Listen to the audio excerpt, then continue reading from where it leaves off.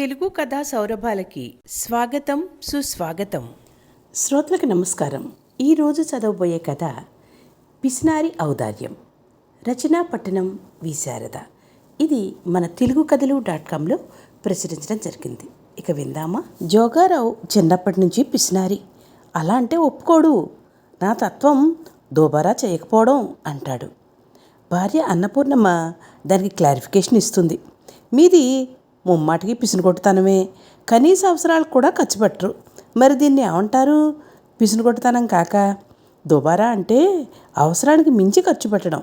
మీరు అలా చేయరు కదా. ఎప్పుడూ మనకి తప్ప కొత్తగా విస్తరేసి ఎవరికైనా భోజనం పెట్టామా? మన పక్కింటి దామోదరం తన 70 ఏళ్ల పుట్టినరోజుకి ఆ అనాథాశ్రమంలో అందరికీ భోజనాలు పెట్టాట. మీరు కూడా మీ పుట్టినరోజు వస్తుంది కదా, అందరికీ భోజనాలు పెట్టండి అంది. దాంతో జోగారావుకి గుండెల్లో బాంబు పేలింది. నేను పుట్టినరోజులే చేసుకోనప్పుడు ఇక పంక్తి భోజనాలు ఏమిటే నీ మొహం అంటూ తేల్చేశాడు. అయినా అన్నపూర్ణమ్మ ఊరుకోలేదు. మనక కోట్ల ఆస్తి ఉంది, పిల్లలిద్దరూ అమెరికాలో ఉన్నారు, వాళ్ళకి మనం పోగు చేయవలసిన పని లేదు అంటూ మెత్తగా చేవాట్లు పెట్టింది. ఇది ఊరికనేలా లేదనుకుని ఆలోచించి బిచ్చగాళ్ళకి కడుపు నింపాలి అంతేనా అన్నాడు. పోనీలే, భర్త దారిలోకి వస్తున్నాడు అనుకుని సంతోషంతో అవును వాళ్ళకి కడుపు నింపండి అంది. అంతే. ఎదురింటికి బిచ్చానికి వచ్చిన ముష్టివాడిని పిలిచాడు. ఎప్పుడూ లేనిది ఈయన పిలిచాడు, ముష్టి వేస్తాడేమో అనుకుని పరుగును వచ్చి బిచ్చం వేయండి బాబయ్య అన్నాడు. ఇక అప్పుడు మొదలెట్టాడు జోగారావు తన ఫిలాసఫీ. చూడు బాబు, ఇప్పుడు ఎక్కడ చూసినా డిజిటల్ కరెన్సీ ఉంది. నువ్వు ఇక్కడ ఇలా పైసలు అడుక్కుంటే దానికి సేఫ్టీ ఎక్కడ చెప్పు? ఎవరో ఒకళ్ళు వచ్చి ఎత్తుకుపోతారు. అందుకని అని ఆగాడు. అదేంటి బాబయ్య, మాకు డబ్బే లేనప్పుడు ఇక క్యూఆర్ కోడ్లు అకౌంట్లు ఎలా ఉంటాయి?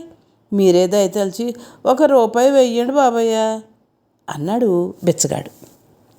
అమ్మో, రూపాయే అనుకుని నీకు కడుపు నిండే మార్గం ఒకటి చెప్తాను విను అని జోకులు చెప్పడం మొదలెట్టాడు. ముందు మొహమాటానికి నవ్వినా ఆకలితో కడుపులో ఎలకలు పరిగెడుతుంటే వెంటనే తిట్లు లంకించుకున్నాడు. ఈ జోకులిని నేను ఆనందంతో కడుపు నింపుకోవాలా? నువ్వు రోజు విను, నువ్వు రోజు తిండి మానేయి అంటూ తిట్టాడు బెచ్చగాడు. ఒరే పిచ్చివాడా, నవ్వడం ఒక భోగం, నవ్వించడం ఒక యోగం, నవ్వకపోవడం ఒక రోగం అన్నారు పెద్దలు. నీకు అన్నం పెడితే ఒక పూటే కడుపు నిండుతుంది, అదే ఈ జోకు తలుచుకున్నప్పుడల్లా నీ కడుపు నిండుతూనే ఉంటుంది అన్నాడు జోగారావు. ఇదంతా చూస్తున్న అన్నపూర్ణమ్మ భర్త పిసురుగొట్టుతనానికి తిట్టుకుంది. కడుపు నింపమంటే తిండి పెడతాడనుకున్నాను, కానీ ఇలా గాలి కబుర్లతో అనుకోలేదు అని వాపోయింది. ఈ కథ ఇంతటితో సమాప్తం. ఈ కథ మీకు నచ్చినట్లయితే like, share, subscribe to our channel Telugu కథా సౌరభాలు.